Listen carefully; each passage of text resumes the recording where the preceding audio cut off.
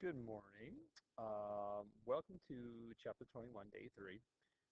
Really, this day is really a review day of 19, 20, and 21 in preparation for your upcoming quiz on 19, 20, and 21. And that is the 1 proportion Z interval, the 1 proportion Z test, and your identification and description of type 1 error, type 2 error, and power. So we're going to start off today with a little multiple choice question, just so you get a taste of what you will see on the quiz. When leaving school on an overcast morning, you make a judgment on the null hypothesis the weather will remain dry. What would be the result of type 1 and type 2 errors? All right. So the idea is the null hypothesis is that the weather is going to remain dry. And therefore, the alternative hypothesis, on an overcast day, you never know, on an overcast day, it might rain. All right? So it's very different than what we've been talking about in terms of true proportion. But I said type 1 error, type 2 error is more about understanding the context of a situation. So what would type 1 error be? Well, let's just think about this before we go through our answer choices. Type 1 error would be you reject the null and you accept the alternative when the null is actually true. So type 1 error is when you reject the null, you accept the alternative, you accept that it's going to rain, but it actually stays dry. So what does that mean? Well, let's look at our answer choices. Well, if you think it's going to rain, you're going to leave the house with an umbrella. But you're not going to need the umbrella because it's actually going to stay dry. So, do you get drenched? Nope. Do you needlessly carry around an umbrella? Yes. Carry around an umbrella and it rains? Nope. Get drenched? Nope. So, you needlessly carry around an umbrella. So, that gets rid of A, C, and D. Now, what is type 2? Type 2 is you basically keep the null when the alternative is true. You fail to reject the null when the alternative is actually true.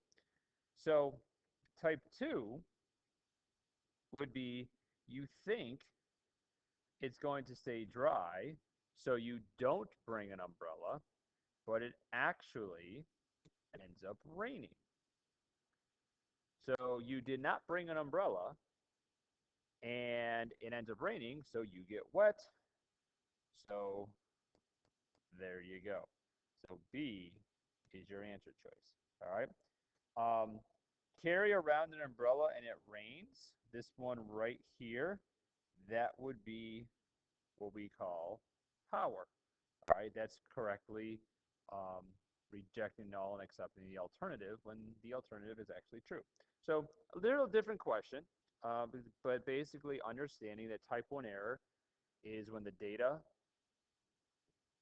favors the alternative, so you accept the alternative when the null is actually true. Okay. Type 2 is when the data favors, all right, the null, but the alternative is true. All right, so here we go. Let's see how quickly. I'm not going to do every little detail of this. I'm going to leave some of that up to you guys, but fill in what you should be filling in. Let's see how we're doing on time. All right, try to keep this as short as I can. A Gallup poll asked 506 adults Americans this question. Increased efforts by business and industry to reduce air pollution would lead to higher prices for the products consumers buy. Would you be willing to pay $500 more each year so the industry could reduce air pollution? 360 answered yes to the question. Does this data provide significant evidence at the 3% level of significance that more than 2/3 of Americans would pay more for consumer goods in order to reduce pollution? So, parameter P, true proportion of Americans that would pay more for consumer goods in order to reduce air pollution. All right. A lot of the time what you should write as your parameter is in the question itself. Not all the time, but a lot of times what I'm looking for, what we are looking for, is right there in the question. The true proportion of Americans that would pay more for consumer goods in order to reduce air pollution. That's what you would fill in as your parameter of interest. Null hypothesis. Once again, given to you in the question. P is equal to. Does this data provide that more than 2/3? So the null will be 2/3. The alternative will be greater than 2/3. And we're choosing a 3% level of significance. Check the assumptions and conditions. All right. Now, it said it asked 506 adults. Gallup usually does a pretty good job of random sampling. So we're going to assume a random sample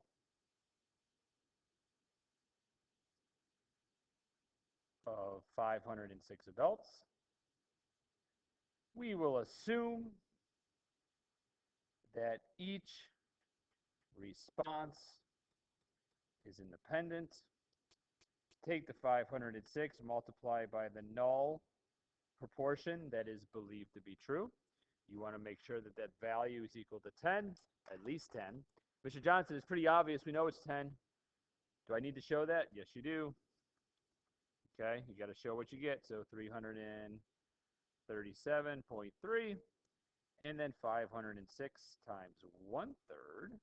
506 times 1/3 is 168.7. Okay, so both of those are large enough, greater than or equal to 10, which tells me we can do a 1 proportion Z test. All right, there you go. So our p-value, well, let's see, what's our p-hat? Our p-hat is 360 out of 506. So that's about 0.711. So our p-hat is 0.711. So we want to find the probability of getting a p-hat.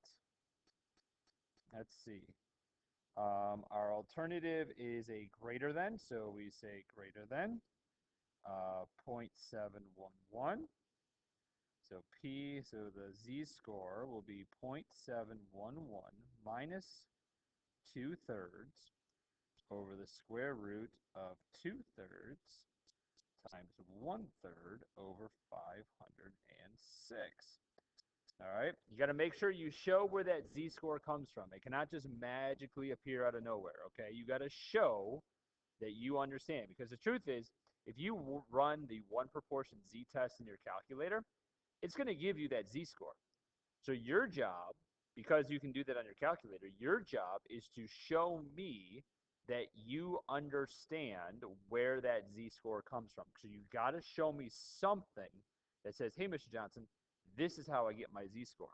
So 0.711 minus 2/3, that's going to give you about, you should be following on your calculator, about 0.0443. So I'm going to take that and divide it by 1/3 times 2/3 divided by 506.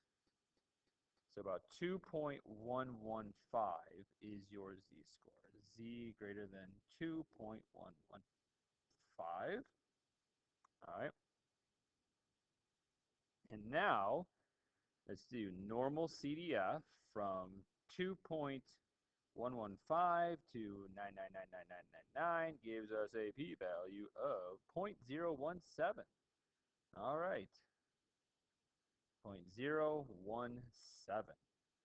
All right, so we have a relatively small p-value, which when compared to our alpha level, that is less than alpha equaling 0.03.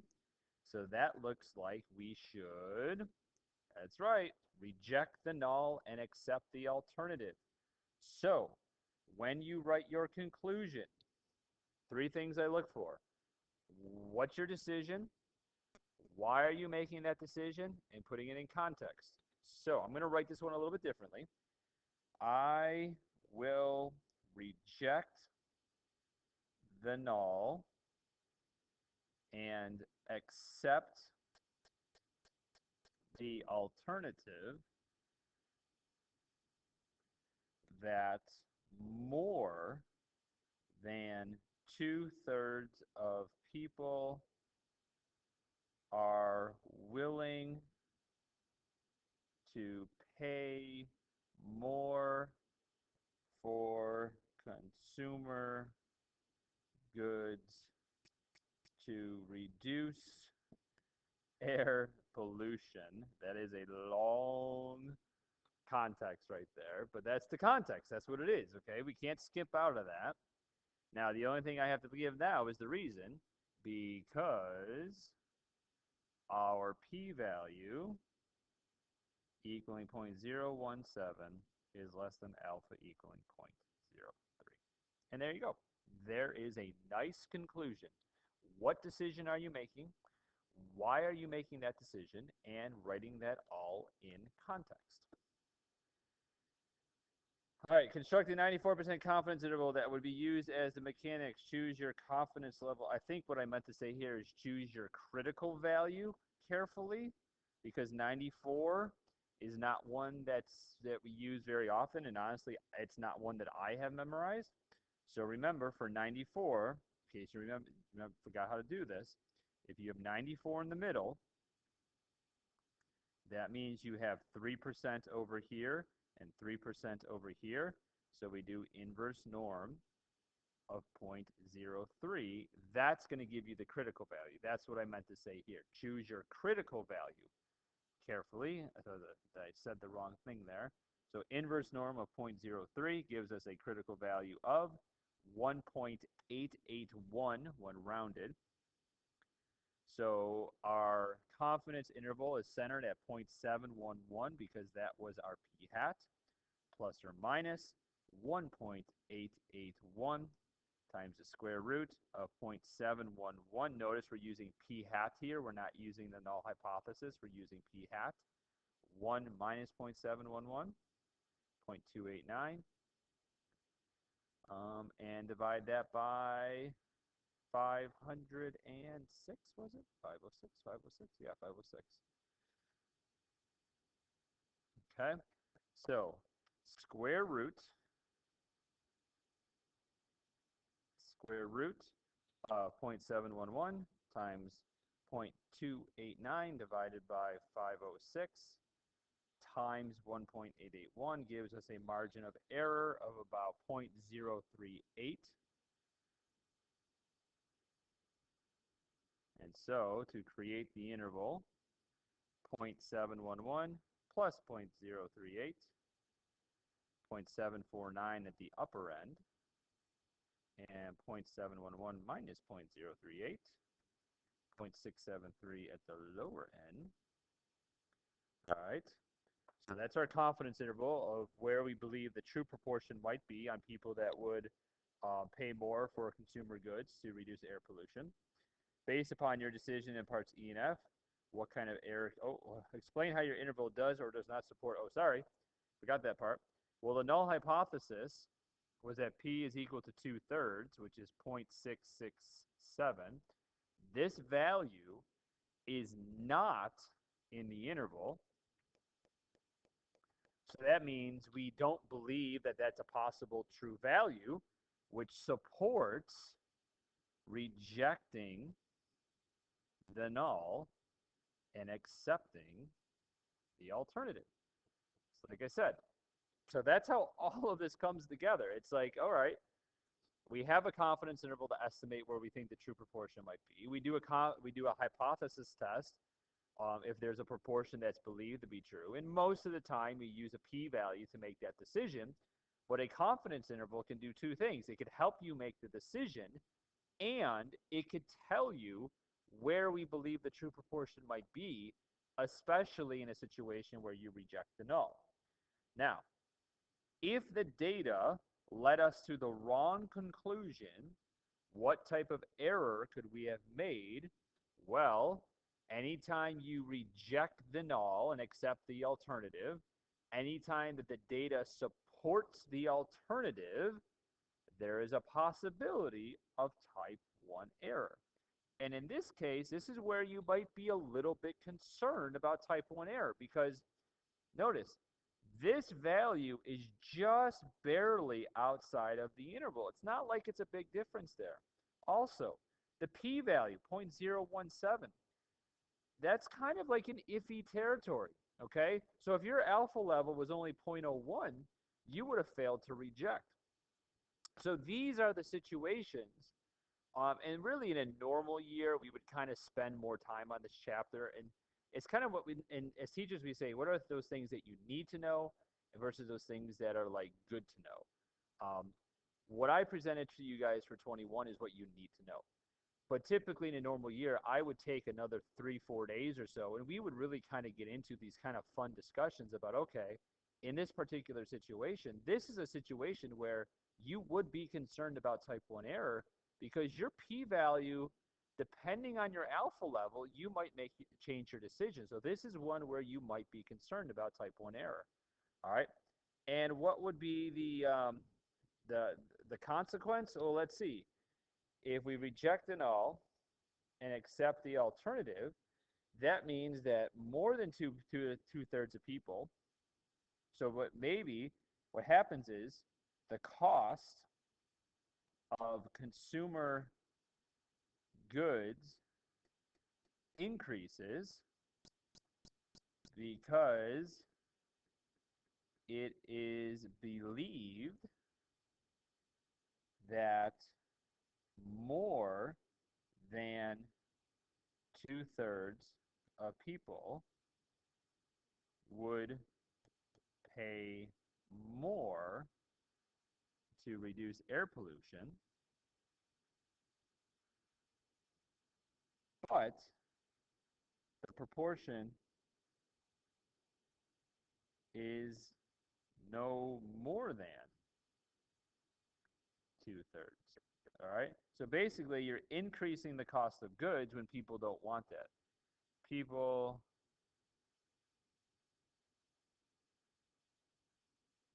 don't support the cost increase. Okay, so basically, whoa, what happened? Why did I lose it? I don't know what's happening. I got a bad spot here. Cost increase. All right, so in this case, basically, you say, oh, our data shows us that more than two-thirds, so we're going to increase the cost of goods to start saving air pollution. In reality, maybe that wasn't really what the people wanted. How would increasing the sample size of something greater than 506 affect the probability, type 1 error, type 2 in power? Well, I'm not going to dive into this too much, but basically, larger sample sizes get you closer to the true proportion. All right? That's just a fact. In statistics, larger sample sizes are better. As long as they're done correctly, as long as they're done randomly. All right? If it's biased, it doesn't really matter how big your sample is. It's still going to be biased. But if you do a random sampling procedure, larger is better, which means you're more likely to make the correct decision. Okay?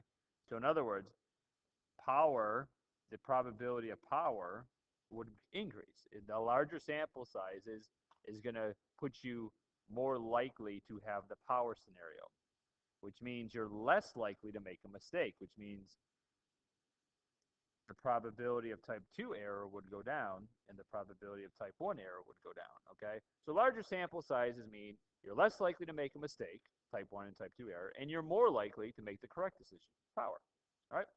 All right, so let's see, how did I do on time? Hopefully not too bad. Oh, another long one. All right, so if you guys would do up to day 3, and then I'm not going to make a video for the review. I'm going to leave that up to you. And just look for answer keys. I posted a whole bunch of them so far. I'm going to post some more over the next couple of days. All right, as always, if you have questions, please feel free to message me. Other than that, have a great day, and I will see you guys soon.